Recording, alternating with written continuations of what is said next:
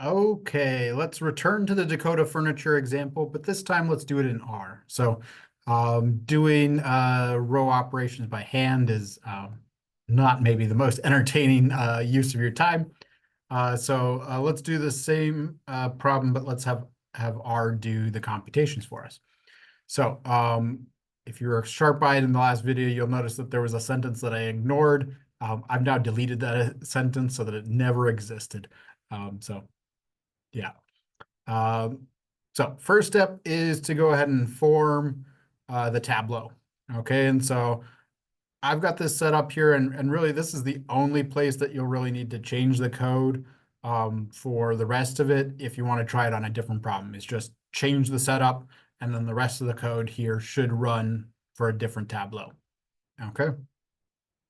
So number of constraints, number of variables.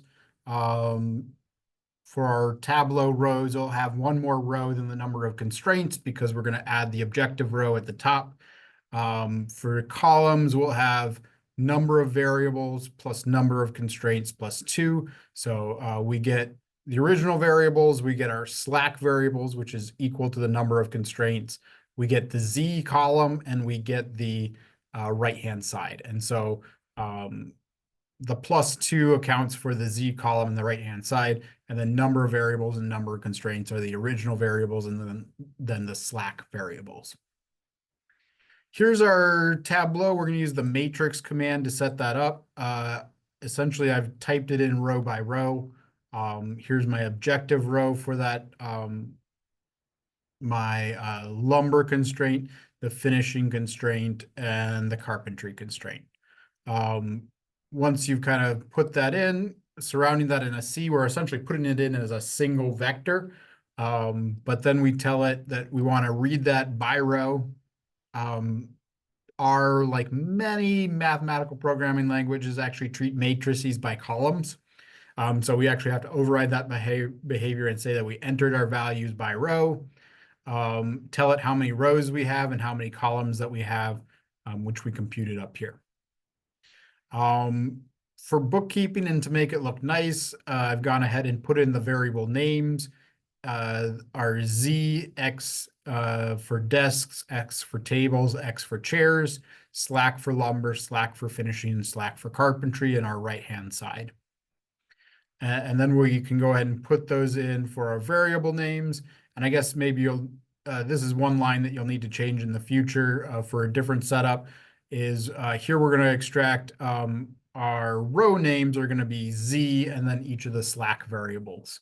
And so slack variables are, I guess, numbers 5, 6, and 7 in that setup right there. Okay. So let's go ahead and so run that chunk.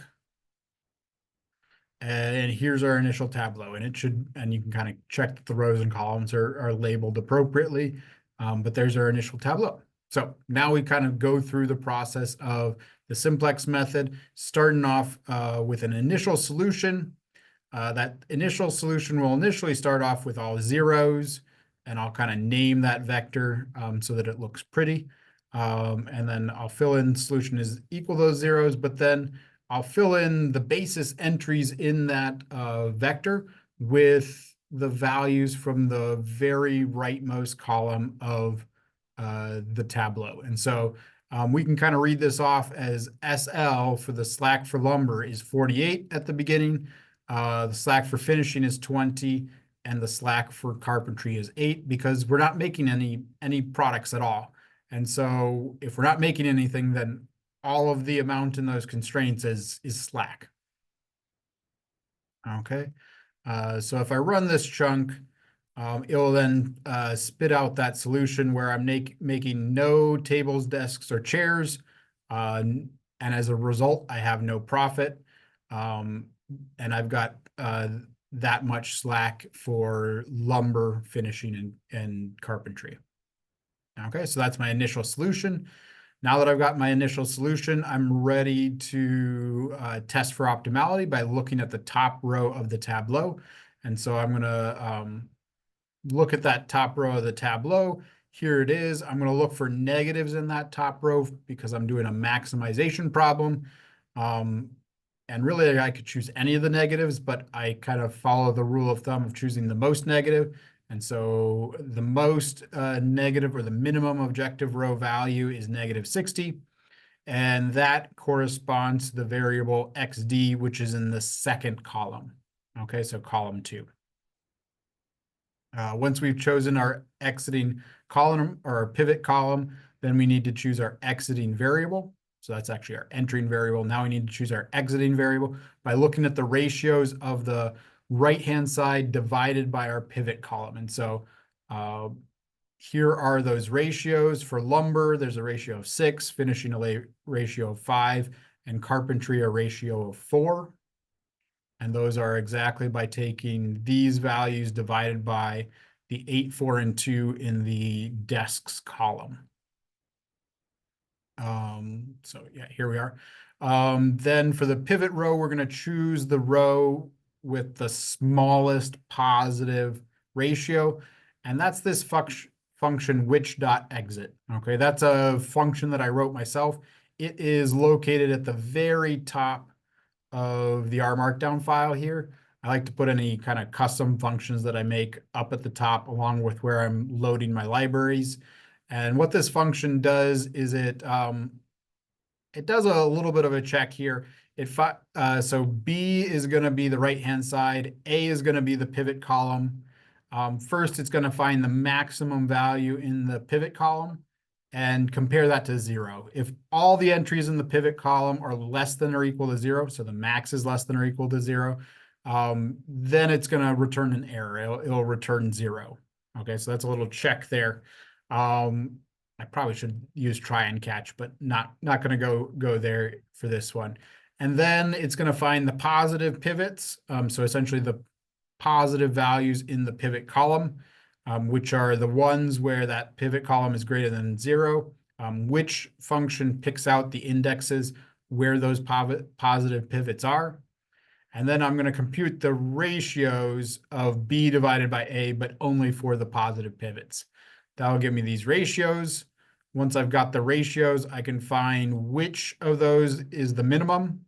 It will give me the index of the minimum of the ratios, and then it will pick out which of the positive pivots corresponds to that minimum ratio.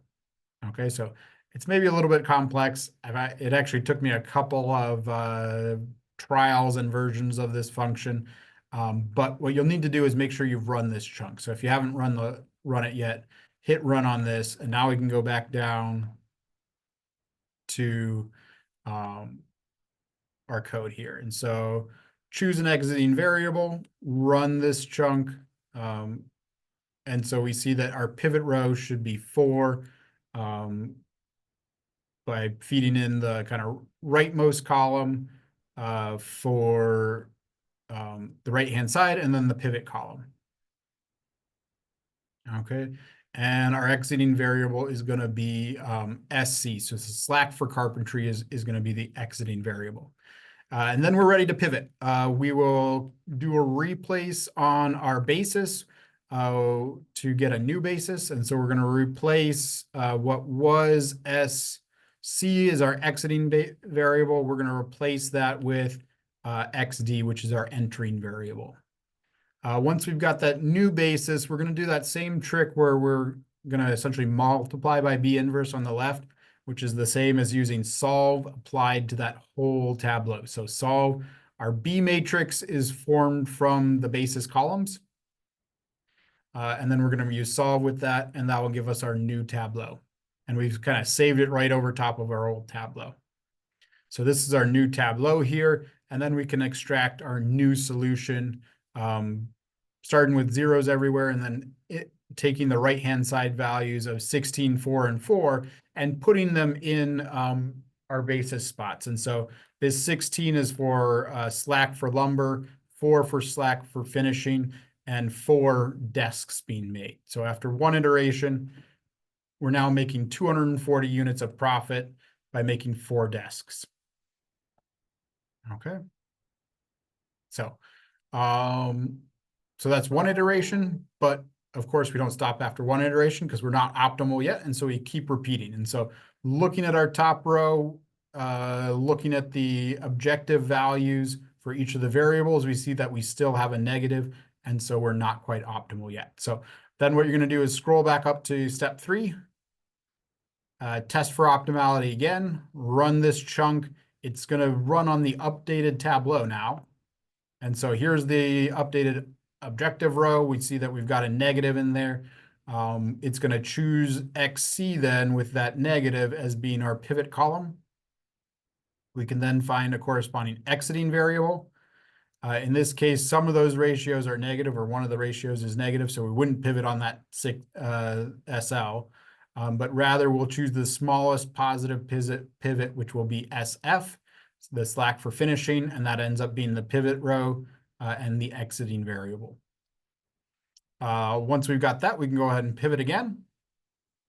And isn't it beautiful how much faster clicking that run is than actually going through the row operations?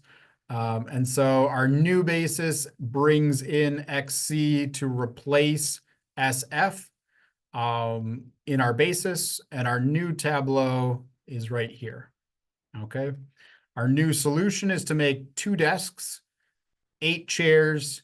We'll have 24 board feet of lumber as slack, and we'll get a profit of $280. Okay. Looking at the objective row of our Tableau, we'll notice that we've don't have any negatives anymore.